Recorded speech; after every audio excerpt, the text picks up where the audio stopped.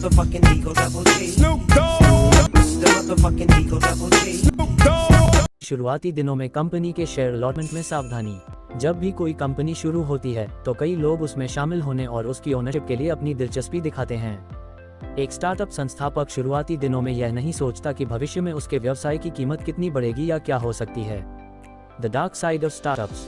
उनकी चाहत सिर्फ यही होती है कि अच्छे लोग उनके साथ जुड़ें और इसी वजह से उनके लिए यह फैसला ज़्यादा मुश्किल नहीं लगता। यहाँ सिर्फ एक चीज़ जो कि ठीक करने की ज़रूरत है, वो है उन शेयर्स की ओनरशिप जो वे देना चाहते हैं। क्या वे इसकी कोई लिखित रिटन कमिटमेंट दे रहे हैं? और अगर नहीं, तो जब वह इंसान कंपनी से बाहर जाना चाहेगा तो उस समय क्या परिस्थितिक सिचुएशन सामने आएगी और वे इसे कैसे डील करेंगे? एक संस्थापक के लिए ये समझना जरूरी है कि स्टार्टअप के शुरुआती दिनों में ओनरशिप पूरी तरह से संस्थापक और सह संस्थापक के पास ही रहना चाहिए। अगर आप किसी ऐसे इंसान को सह संस्थापक बनाने के बारे में सोच रहे हैं जो आपका करीबी दोस्त या कॉलीग है, तो उनके साथ लिखित में एग्रीमेंट करना भी जरूरी है।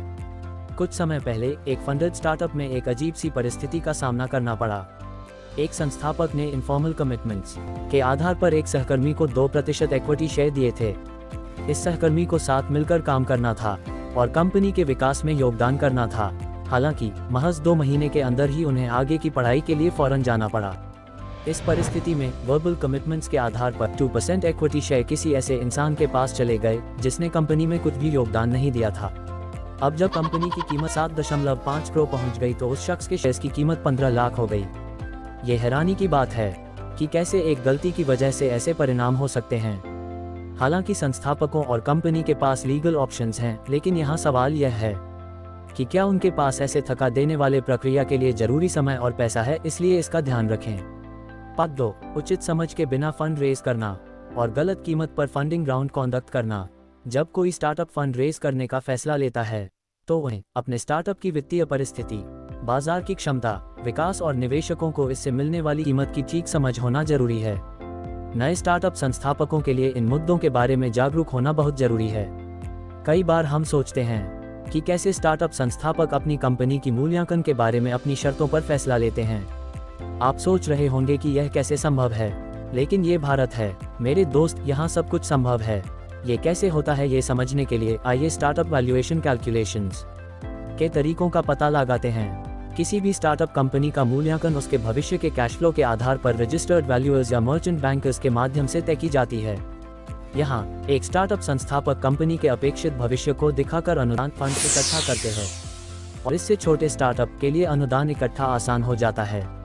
हालांकि उन्हें शायद इस बात का एहसास नहीं है कि आज का समाधान कल उनके लिए एक संकट बन सकता है और वे भविष्य में होने वाले चुनौती से अनजान हैं। वर्तमान में आप देखेंगे कि प्री रेवेन्यू स्टेज यानी व्यवसाय स्टार्टअप के शुरुआती स्टेज में भी यंग एंटरप्रेन्योर 10 से 20 करोड़ तक के मूल्यांकन पर अनुदान इकट्ठा कर रहे हैं।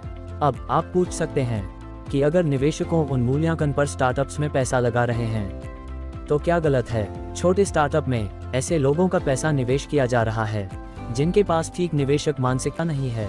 आमतौर पर कुछ मेंटर्स या कॉन्टैक्ट्स की सलाह के कारण ये लोग स्टार्टअप्स में निवेश कर रहे हैं और यह बुरी बात नहीं है।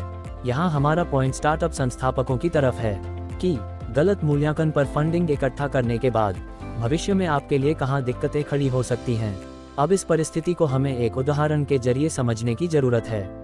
आइए एक स्टार्टअप संस्थापक के बारे में सोचें जो एक कंपनी बनाता है और इसके सिर्फ 20 दिन बाद 10 करोड़ की मूल्यांकन पर 20 लाख अनुदान लेता है।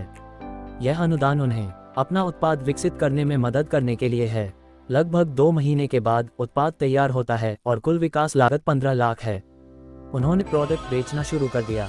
वे मार्केटिंग और नई टीम बनाने पर काफ़ी पैसे खर्च करते हैं। अब अगर सेल्स अच्छी है और सब कुछ ठीक चल रहा है तो वह कुछ समय में अनुमानित मूल्यांकन हासिल कर सकते हैं। लेकिन अगर सेल्स अच्छी नहीं हुई तो संस्थापक के लिए इतनी ज़्यादा मूल्यांकन पर अनुदान इकट्ठा करना मुश्किल होगा। इस संदर्भ में या तो उसे मूल्यांकन कम करना होगा या अपनी पर्सनल सेविंग्स को व्यवसाय में लगाना होगा।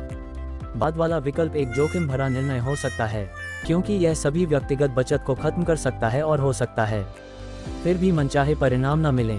अंत में भले ही वे किसी बैंक से अनसिक्योर्ड लोन लेने के बारे में सोचें, लेकिन इस स्थिति का ठीक से समाधान नहीं हो सकता।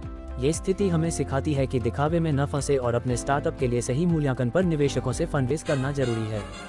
जरूरत पड़ने पर थोड़ी ज़्यादा हिस्सेदारी इक्विटी छोड़ने की भी जरूरत हो सकती है, लेकिन गलत मूल्यांकन के साथ शुरुआत करने से आपको भविष्य में परेशानी हो सकती है।